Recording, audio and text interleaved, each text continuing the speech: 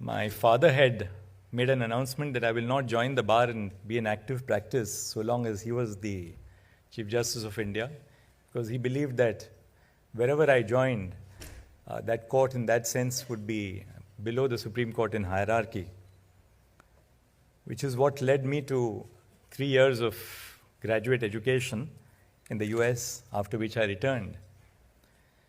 But on my return with an LLM and a PhD, an SJD as they called it at Harvard, I realized how uninitiated I was in the law. When I went to Mumbai, my first brief was given to me by a good friend to mention a matter before Justice Sujata Manohar.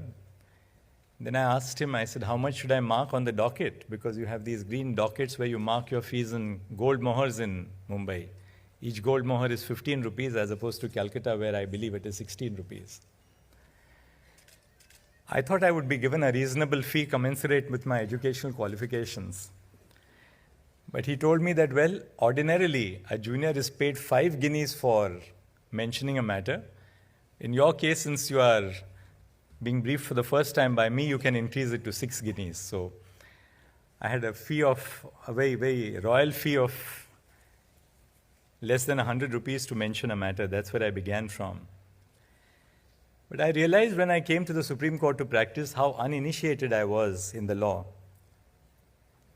But I really learnt my craft at the feet of the greats of our own bar and on the bench in those days, to whom I have an eternal debt of gratitude. One of my first briefs was given to me by Mr. Praveen Parekh from Parekh and Company to appear in a land acquisition matter before Justice M.P. Thakkar. I had not the faintest clue on how to argue a land acquisition matter, no clue about what sale instances are all about, and least of all was I aware of something called the Miriam's tables, which formed the basis. It was like an actuarial table in that case. So Justice Thakkar kept the matter the next day and said, don't sleep in the night, but get ready with the brief and come and argue the matter tomorrow. And that became reported as Chimanlal Hargovindas versus State of Gujarat, on the basis of which I got several more matters. People didn't realize that the real credit for that judgment went to the judge and not to the lawyer, the young lawyer who was arguing the matter. So I really learnt at the feet of the greats of the bar and the bench. I was briefed with Mr. Fali Nariman in a matter relating to the withdrawal of the prosecution of 3 chief ministers under section 321 of the CRPC. And that was challenged and eventually referred to the Constitution bench. So when the judges were exchanging a conversation between themselves, I was keen to tell the senior on what is the next line of authority to cite. So he put his hand up and said, quiet, he said, quiet. And then he told me, he said, when the judges speak, when a matter is going on, always be silent and see what they are talking about. That will give you an insight on which way the matter is going and what they expect of you. Focus on the court and focus on what the judges are speaking about. Then in numerous conferences, I learned what we have now called, we have come to learn or label as the Nariman list of dates. Every time you had a conference, you would improve upon the list of dates. The dates would be distinguished from your submissions, which would come in the form of a note. There was Lal Narayan Sinha ji, the then Attorney General, who was understated brilliance personified. You could barely hear him behind the first row. But when you leant over and tried to follow what he was arguing, you were struck by the sheer brilliance in his simplicity, in the manner in which he made his presentation. You recall that he was the Attorney General who walked out of the court when Ram and Shaman was being argued, that famous case on tenders. I was in the court when Mr. S.N. Kakkar was arguing a matter in court number 4, when a very strong judge, Justice D.Y Desai, was tearing a young junior apart. And Mr. Kakkar was pouring into his briefs, getting ready with his own case. And then suddenly he sprung out of nowhere and said, "My lords, I protest at the manner in which the junior counsel is being dealt with by your lordships. And if I don't raise my voice, I would be unfair to the young juniors for whom I stand today." There was Mr. K. Parasaran. We would spend hours when he used to argue before the Constitution bench. The court was not, court number 1, the Chief's Court was not as crowded in those days. So we would spend post-lunch sessions on days when Mr. Parasaran was arguing a Constitution bench matter and just listen to him expounding for 2 hours the bare text of the Constitution. Not a single authority in hand, but just the Constitution in his hand. Arguing from the legislative lists, explaining to the court how the legislative lists had to be balanced. I was once arranging books in the lunch hour in court number 1 when the irrepressible Mr. R.K. Garg walked in and gave me a slap on my back and said, "What are you doing? Haven't you had your lunch?" So I said, "I'm arranging the briefs for my senior." He says, "That's the problem with you Bombay lawyers. You only focus on efficiency. But where will the vision come from if you only focus on your cases? So look beyond the immediate brief that you are called upon to argue." Then, of course, you had Mr. Soli Sorabji, with whom I appeared in so many different cases. Precision, the vision of public law. He led me in D.C. Wadhwa versus the state of Bihar, the matter which went to the Constitution bench when the Bihar Ordinance Raj was challenged. And it all arose from a book which was written by an economist who was researching land tenures in the state of Bihar. And he found that ordinances were being repromulgated for 10 years, 12 years, 15 years without being converted into law. And that became the subject matter of a challenge which was really spearheaded by Mr. Sorabji, and that was the brilliant judgment of our court. There was Mr. Ashok Desai, who would talk to you about law, but he had a deep connect between law, life, and literature. I remember as a very young lawyer, I had gone to him on a Saturday to brief him. So after the conference was over, he asked me, so he said, "Young man, what is your poison?" And to which I answered in a very ignorant way. So I said, "I haven't yet decided to consume any, sir. I haven't come to the stage when I have to really look for poison," only to be told later on that poison meant something very else, something very different in the analogy of Ashok Bhai. Dr. Chitle, about whom the Attorney General mentioned, Dr. Chitle never left the chamber even after work was over. He had a stipulated time to leave the chamber, which was typically at 10 o'clock in the night. So when the conferences were over, and many of those conferences were occupied by a very young Mr. R. Venkatramani, so very earnest and always on punctual time, he would just pick out a book from the library, whether it was the Restatement of Laws or American Jurisprudence or some book on the law, but never left until it was 10 o'clock and it was time to reach. And that's how the classical judgment in Central Inland Water Transport Corporation came into being. I was briefed once with Mr. Ashok Sen, and he said that I have no time for a conference, but if you don't mind, will you accompany me to the airport in my car and I'll tell you what to research over the weekend. So between the Supreme Court and Palam, I was occupied by just the sheer brilliance of Mr. Ashok Sen, who through his memory would throw cases at me and say, "Look, this is the citation, look at these cases, and be ready for me when I come back on Monday morning to argue the matter." So I can really go on endlessly.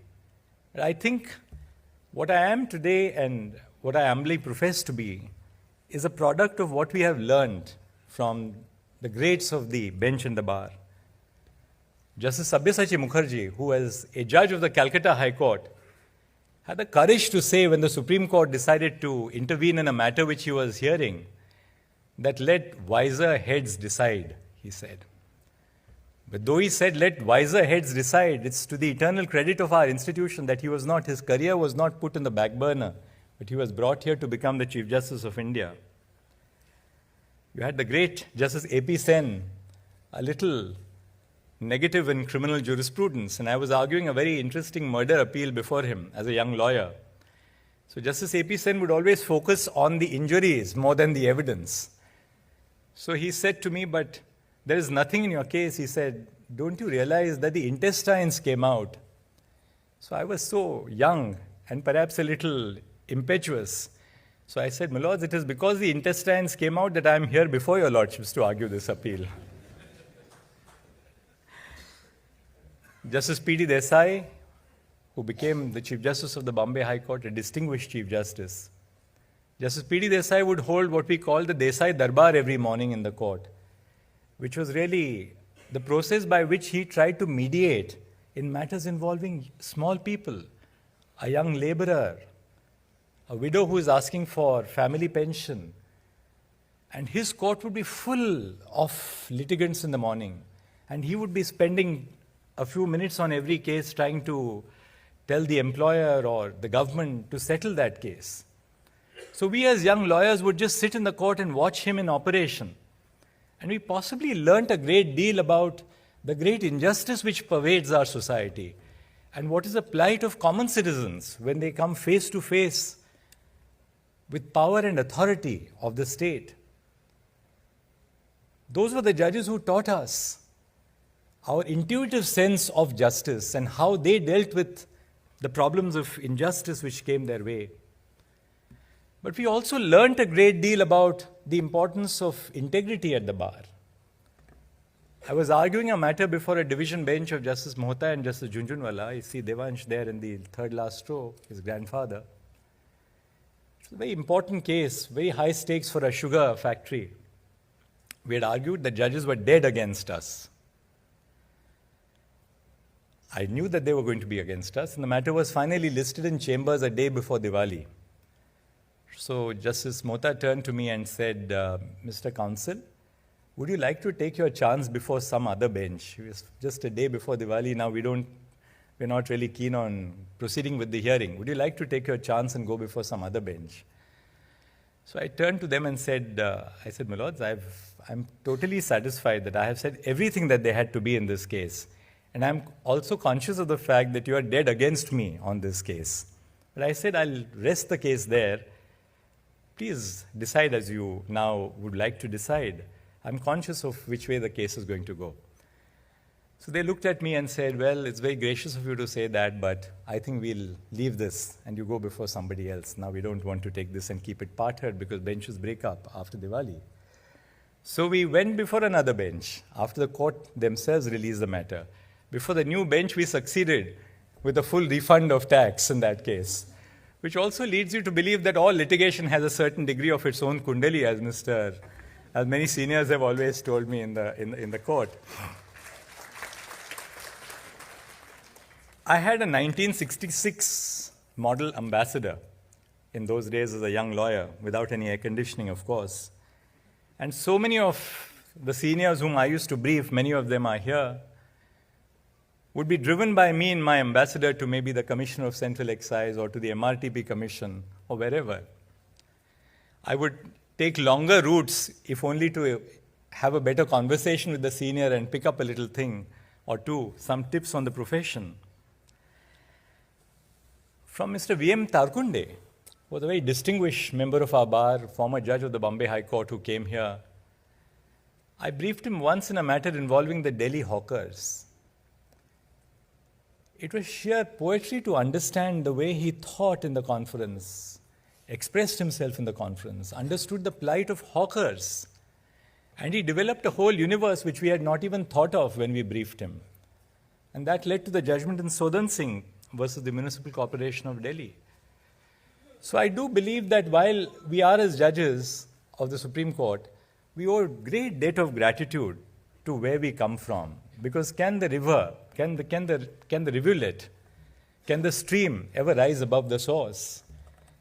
So I believe I'm just a stream coming from this great source of the Supreme Court bar, of the Indian bar, which I have greatly learned from and continue to learn every day of my life.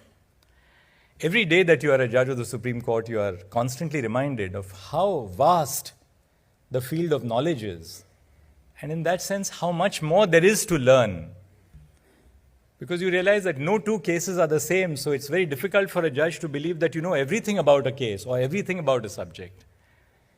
Even if you have done 10 cases on the subject, there comes the 11th case which surprises you that you probably had made a very wrong assumption about the case.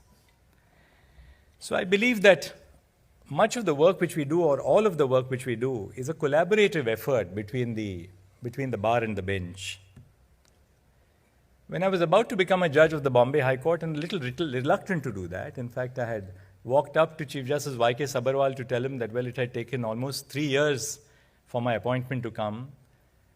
My late former wife was suffering from cancer, and we didn't know which way we were going. And I told him that, would you give me the liberty to now take my own freedom and leave the course of action which you have chalked for me? And he said, well, wait for a few months. But what really has been a part of my journey is this feeling of constantly being guided by others who are at the bar, of constantly being guided and shaped by others on the bench. And I think it's the same feeling which continues with me even today on the Supreme Court. I do believe that the Chief Justice of India, and for that matter any Chief Justice, even of the High Court, is what is called in Latin as primus inter pares. Primus inter pares, very simply put, means first amongst equals. My deep belief, watching Chief Justice in the Bombay High Court, being a Chief Justice of the Allahabad High Court for almost 3 years, is that first and foremost, a Chief Justice is a judge. You can never forget the fact that you are a judge. And I believe that Chief Justices are either respected or they're not respected based on whether or not you do your basic function as a judge. There's an enormous amount of administrative work which you have to do as a Chief Justice. And I've been constantly told over the last few days that, well, cut down on the judicial work which you do and your propensity to cross time, only because you need to focus on administrative work. But I do believe that it's your judicial work which is the most fulfilling aspect of your life, and that's something which there can be no making compromises on. And that's the way I believe I intend to chart my course for the next 2 years. Having said that, I think it's important for me to realize that the office which I hold is an office which I hold in trust. It's an office which I hold in trust for society, for our citizens. And I do believe that each of my colleagues with whom I collaborate every day are as good or better than me, and their experiences of life are as good or better than mine. And therefore, I would be looking at my own colleagues to give me the weight of their experience. The judges of the Supreme Court who are drawn from the high courts bring to their work years and years of experience as judges, as Chief Justices of the High Court, and their collective experience and wisdom is something which we in the Supreme Court have traditionally not tapped. And that's one of the grievances, that's one of the critiques of many of our colleagues. And I believe I have to change that and depend more on my colleagues, draw out their experiences, because that experience will contribute to strengthening the institution. Likewise, our colleagues who have come from the bar, they have that freshness. We have become a little stale, we have become a little rusty, because even when I award costs based on what my scale of fees was. And sometimes when I award costs, I know that lawyers smile and laugh at me, that, this man is completely out of sync of what fees today are, as compared to what fees were when he was a judge, when he was a lawyer. So I believe that our colleagues who come from the bar bring this freshness about the bar. They have that connect about the bar. Justice Nageshwar Rao had, Justice Hindu Malhotra had, Justice Lalit had, and of course Justice Narasimha has. So this is this unique combination of the bar and bench which comes together in the Supreme Court. We have judges who have come from the district judiciary, like Justice Bela Trivedi, Justice Bhanumati before her, who have years and years and years of experience of handling the grassroots reality of our legal system. We are people who are drawn from the bar who are elevated at a lateral point much later in our careers. But we have looked at the district judiciary. We know what the conditions are because we have worked as administrative judges in the high courts. We have traveled to remote locations. We know what the realities of our districts are. As Chief Justice of the Allahabad High Court, I know that well, and we were discussing this yesterday when we were with the SCORA members. There are district court establishments in UP when the prisoners are brought for the day's appearance in court. They're led by a staircase into a dungeon, but there's not even a light or a toilet, and they have to stay there the whole day. Those are the realities. As an administrative judge of Kolhapur, Justice Oak and I, we were administrative judges of Kolhapur, one of the most prosperous districts in Maharashtra. When the young women, we had a district judge who was a woman, and she told us that there is no toilet for women judges in this district court establishment. And these young girls who are now who are judicial officers at the age of 25 and 30 and 35, they leave their home at 8:30 in the morning to come to the court, and they return home and can use a washroom only at 6 o'clock in the evening. And the district judges told us that, well, they don't go to the public toilet because they have to go past the under-trials who are sitting just outside the toilet, and they find it extremely embarrassing to use the public toilet. So these are some of the realities of the legal profession, of our district judiciary. And I do believe that we have to change. If we have to change, we have to change the face of the district judiciary first and foremost. I think we have fostered a culture of subordination. We call our district judiciary as subordinate judiciary. I make a conscious effort not to call our district judges as subordinate judges, because they are not subordinate. They belong to the district judiciary. I have visited district courts where it used to be conventional, not in Maharashtra, mind you. Maharashtra is very different. It used to be very conventional for district judges to stand when high court judges are having their lunch or dinner, sometimes even try and serve the high court judges. That speaks of our colonial mindset. And I would always say that, look, we will not have our food unless you sit on the same table with us and have your food. As administrative judges of the High Court, you would often have district judges who would come to brief you as Registrar Vigilance or Registrar Legal. They wouldn't dare to sit in front of you as a judge of the High Court. They would stand up and discuss the file with you. So we would go out of our way and say that, well, if you're not going to sit down, there'll be no discussion on the issue. Please sit in front of us and then we'll open the file. So a great deal has to be done, not only in terms of improving the infrastructure of our district judiciary, which is extremely important, for which we have to lay the foundation blocks today, but we have to also change our mindsets about how we, as superior court judges, look at our own district judiciary, how we perceive of them. You would find that a young IAS officer does not look at a superior with a sense of inferiority. They would talk on a footing of equality. But that is not so in the judiciary. We have to ensure that when we deal with judicial officers, there are states in the country when the Chief Justice travels and crosses boundaries of districts, judicial officer would stand in a row at the end of the boundary of one district and before the judge enters another district. All this has to change. We have to ensure that we move towards a more modern judiciary, an equal judiciary. And unless we in the superior courts, be it the High Court or the Supreme Court, we realize that the district judiciary is really the core, it's the cornerstone of the judicial system. Nothing is going to change. And we have to inculcate the sense of self-worth in our district judiciary. Interestingly, now, many more women are coming into the district judiciary. The last recruitment which took place in the state of Rajasthan, over 60% of the new recruits were women in the state of Rajasthan. I found that there is a generational shift which is going on in the judiciary. There's a demographic shift which is going on in the district judiciary. When I was Chief Justice of the Allahabad High Court, if you spoke to a very senior district judge, every second sentence they would look at you and say, "Hanji, sir." The younger lot of judges would be talking to you on a footing of equality, because that shows where India is going. The young are educated, they are bright, they have aspirations, they have a sense of self-worth, they are confident about themselves.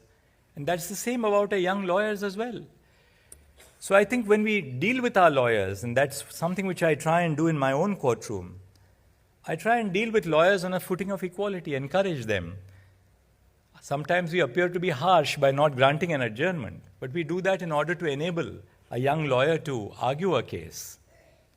Sometimes we make sure that the seniors sit next to the young lawyers. So all in all, I really begin by telling you that I'm not here to do miracles.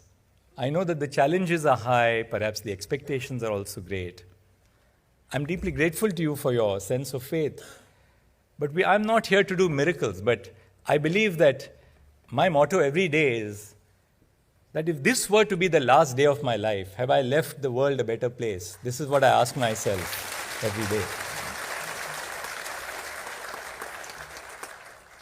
There is a brilliant book by a Stanford professor, and he says, well, you can never change the hand that you are dealt with by destiny, the hand in the hand of cards, a game of rummy or bridge. You cannot change the way the hand is dealt to you, but you can certainly change the way you play the hand. And that really it sums up what we have to do.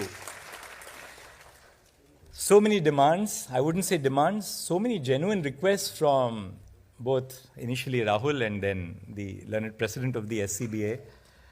I've been in conversation with the SCBA. After that, I had a very long conversation with the members of SCORA. I moved into both those meetings with a sense of trepidation on what comes next, but I was pleasantly surprised because there was a feeling of very great respect, of camaraderie between the lawyers who met me, each one of them, feeling of great affection and camaraderie. But above all, I found that every one of your demands is so reasonable. There's no unreasonable demand coming at all. The only question is, how do you accommodate those demands? And I'm sure, with the collaboration of my senior colleagues, you've been referring to the way in which the issue of the chambers was sorted out, the issue of securities was sorted out. Justice Kaul dealt with the issue of security. Justice Suryakant and Justice Gawai dealt with the issue of chambers. In fact, whenever I had a 32 petition, I would say, why are you contesting a 32 petition? Just go before Justice Suryakant and Justice Gawai. And all those petitions were sorted out to the satisfaction of all the members of the bar. Of course, you can't please everybody all the time, but you can always try and make things easier and better for everybody.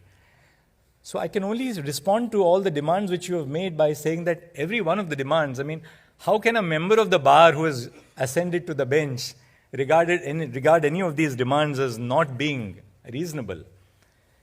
And these are genuine demands which have to be dealt with step by step. We have to take each one of them in collaboration with each other.